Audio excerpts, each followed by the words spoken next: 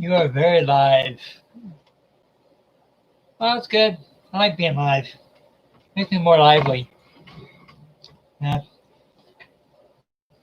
Now, hello, this is Brian. And I've got a rather interesting topic today. It's one that I've actually had to research quite a bit before actually doing it, and that. But today is actually two different topics, but the two are so related that I thought, well, I could do both in the same stream, hopefully. And the one topic is it's either called out-of-body experience or astral projection, and the other topic is near-death experience. Okay, well, like I said, the OBE and the near-death experience, the two of them are kind of related, and one thing I discovered was between OBE and astral projection, it's basically the same thing, just from a different point of view or from a different teaching, but it's the same principle. Okay, now I found that there are three different ways that a person can actually experience an OBE, out of body experience, or astral projection, and that there's three different ways that I've researched. And the first one is going into a kind of a trance, but through drugs, and that a drug-induced trance, if you will, and that, well, to me, and that sounds interesting, but basically all it really is the drugs are stimulating the brain. So basically,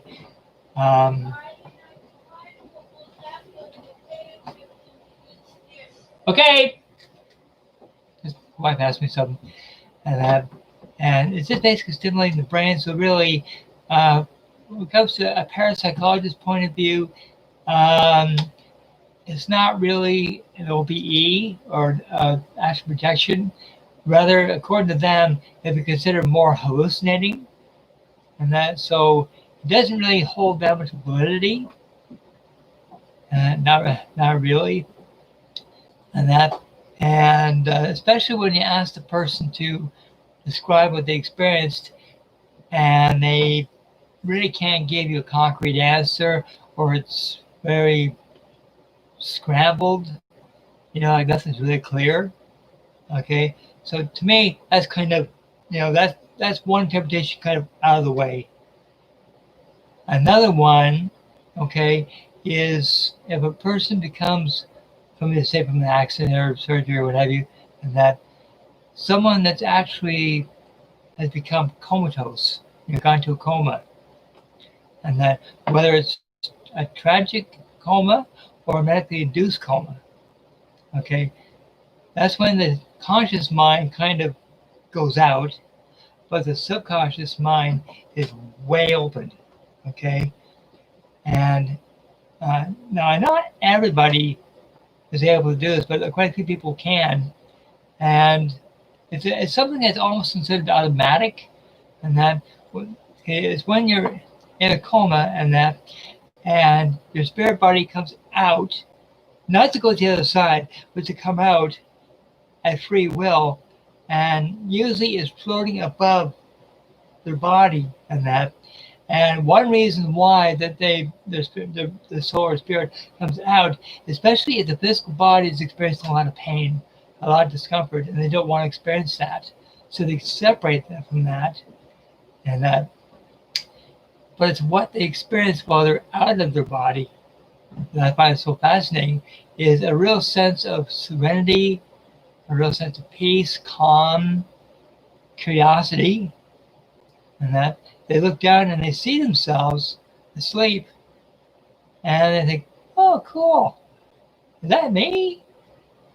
Like they can't retain everything that they're experiencing, but their senses think, oh, cool, and And usually, and it's not just one location that they're trapped in or stuck in, and that they can get around at will. Like they can, wherever they think they can go, just like a spirit person, and that, and they can travel all over the place if they want to. So you could say spiritually they're free, even though their body is, you know, um, well, comatose, and so they can't go anywhere. But spiritually they can. Okay, and usually they have a lot of questions, about, you know, what just happened, why am I in a coma, where's my family, questions galore, and that, and because they're thinking about that they can actually go around and they can actually visit, you know, the loved ones and stuff like that. But unfortunately, um, they can't communicate with them, but they can observe and that, and but it's still for them, and that I really, a lot of people that can have experienced this, and that have felt a real peacefulness, a real calm, you know, with them, like they're not worried about the same thing like that when they're awake on the physical earth plane, and that, and it's that of course, if this person comes out of the coma, if they're taking off the drugs or if they're are able to come out of the coma, and that chances are that they can actually remember a lot of the things that they experienced while out of the body. Okay, sometimes they can never remember it. Sometimes they can remember in great detail, and that of what they experienced, and that of course, doctors would say, "Oh well, that part of the brain was stimulated makes you think that you're floating," and that. But if you can go into great detail about what was going on in other rooms or in other areas and get that confirmed, well, then it's a little harder to explain, and that. And so I know a lot of people that are in medically induced comas, when they wake up and they say, "Oh well, this person was doing this person was doing this person was doing this." How could they know? By experience, and that, or astral projection, right? Now the third one, okay, is, I don't know, considered this most popular method, OBE, but is doing an out-of-body experience or astral projection through meditation. In other words, the physical body or the physical mind is still awake and aware, but through meditation, and that you can actually separate your thoughts from the earth to the thoughts of spirit, and that, and with doing that, you can actually at will, and then allow your spirit body to leave, and that, to go to other places at will, and that. But the funny part is, I don't know if you notice this or not, but a lot of people that do OBE through meditation, and that they really loved being in that meditative state because of the things that they're experiencing while having an OBE, and that.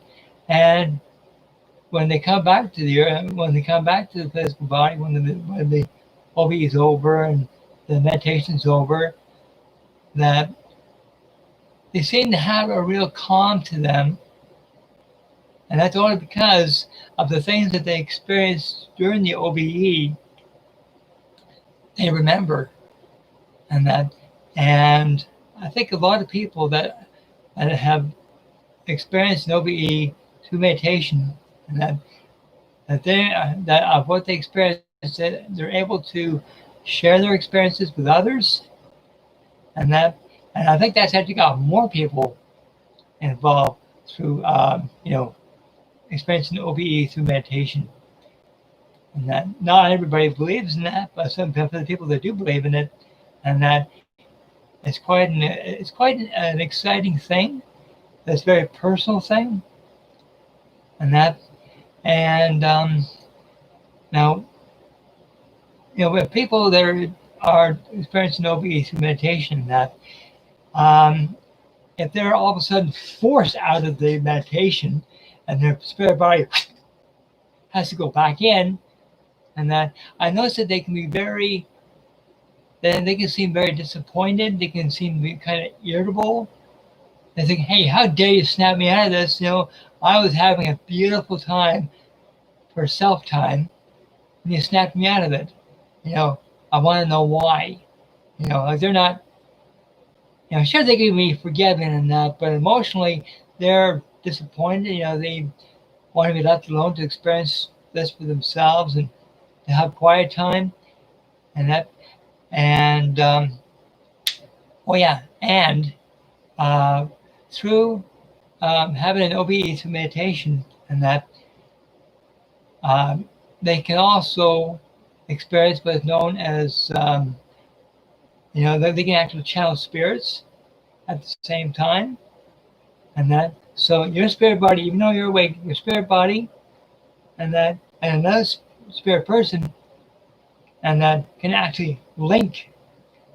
So basically, through meditation, through an OBE, and that you can actually channel spirit. And that, because a lot of people have actually done that. And that, oh, and I almost forgot to mention, is when it comes to the people that are experiencing OBE through a coma, and that they also can, was known as dream channel. Okay, even though their physical body is in a coma and they can't do anything, in their own spirit body, and that can actually interact with others in the spiritual realm.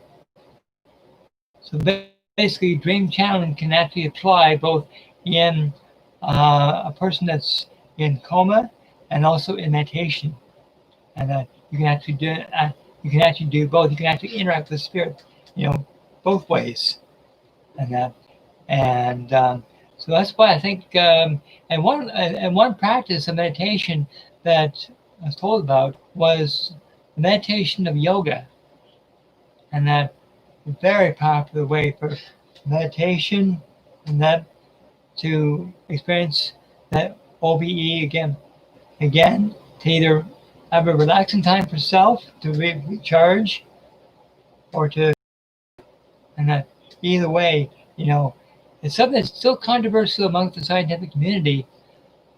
But when it comes to spiritual people like myself, and that, it's something that I consider a gift.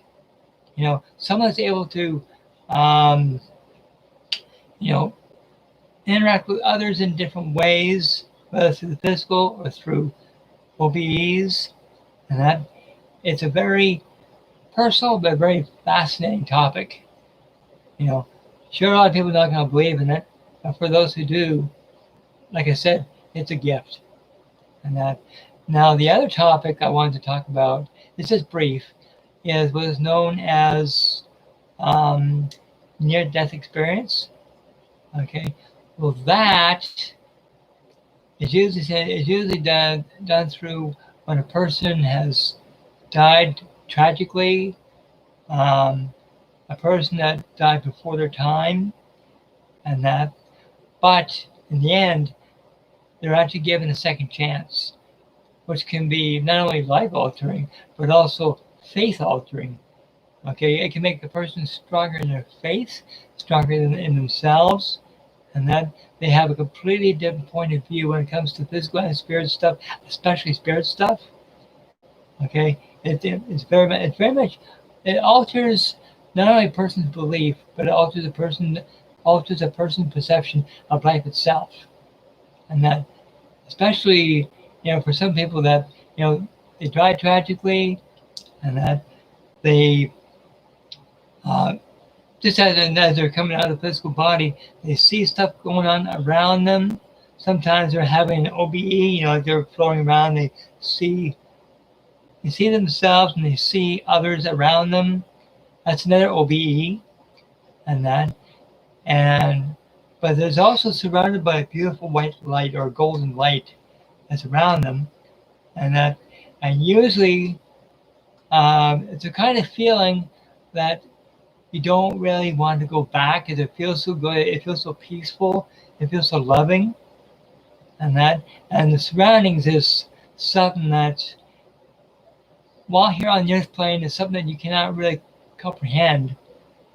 But where you are in the spirit side, and that things can become a little bit more clear, not fully clear, but a little more clear, and that, and with that, they think, oh, if this was like in spirit world, they, sure, I want to go back, but I'm loving this too, and of course they have questions galore, like they have so many questions about what's going on, questions about spirit, questions about what's going on with them. Well, will I go back? Will I go to the heavenly realms? Questions, questions, questions, and that. But usually they're told, okay, you've had a tragic event, okay, but according to your spiritual agenda, you're not done yet. So we're giving you a second chance, and that. So this is usually when, in the physical, the other person's dead and they're trying to revive them, and that. But when it comes to brain activity, there's still activity, and that's not. See, if you're fully brain dead, that's a different story. But in this case, your brain is not dead; it's slowed down. Parts of it shut down temporarily, and but usually it's your brain function is slowed down. But once you come back into the physical, that's when the brain kind of does a bit of a jump start, back to life, and that's your second chance. And personally, I've never experienced that. I'm getting this from both either from spirit or from research, but there's been countless people that have actually experienced, near-death experiences, and the interesting part is a lot of it they remember from the time just before they left the physical until they came back into the physical, and a lot of it they can describe, and sometimes they can describe it in great detail, which I think is fascinating, but usually, they're told, okay, it's not your time to go back. We're giving you one more chance, okay, but you've got to do live changes, and I found some stories on YouTube of people that have experienced just that. Either they died tragically or before their time, what have you, but they still, are given a second chance. But at the same time, when they're out of the physical, another thing of OBE, actually saw themselves, just lying there dead with people around them, and that. And so the two topics today very much related, even though they're kind of separate. In a way, they're not. And so anyway,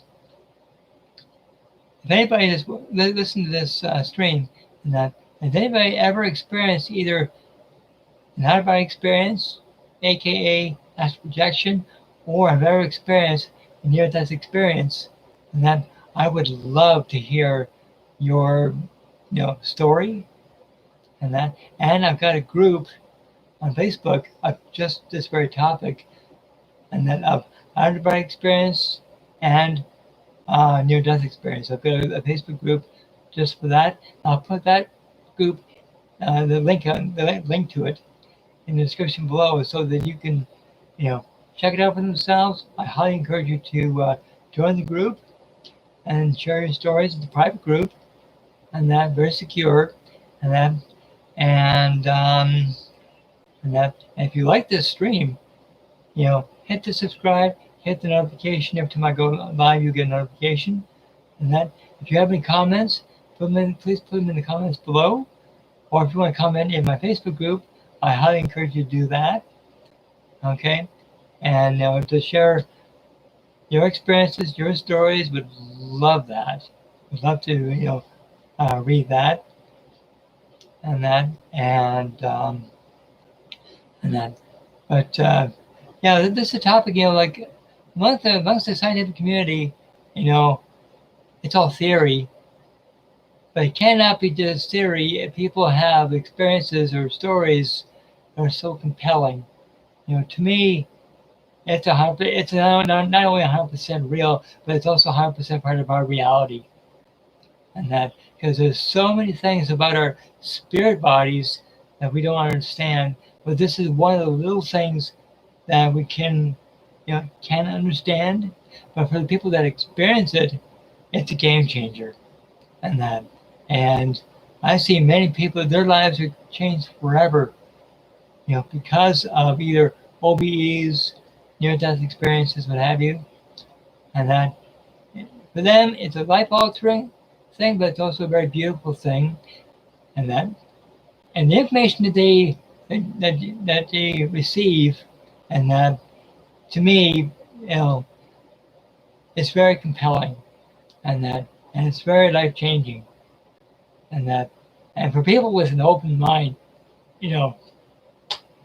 it's a wonderful, wonderful thing to learn, but also a wonderful thing to experience. And when it comes to this thing about the near-death experience, I'm glad that they were able to come back to the physical to share their experiences. I'm really glad of that, because it makes you think twice about life in general, and how fragile it is, and how beautiful it is.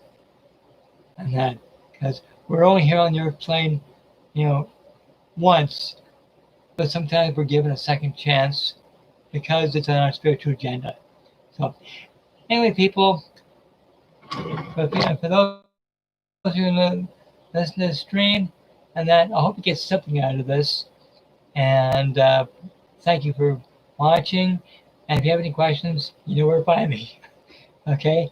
And all my information will be in the comments or in the description below.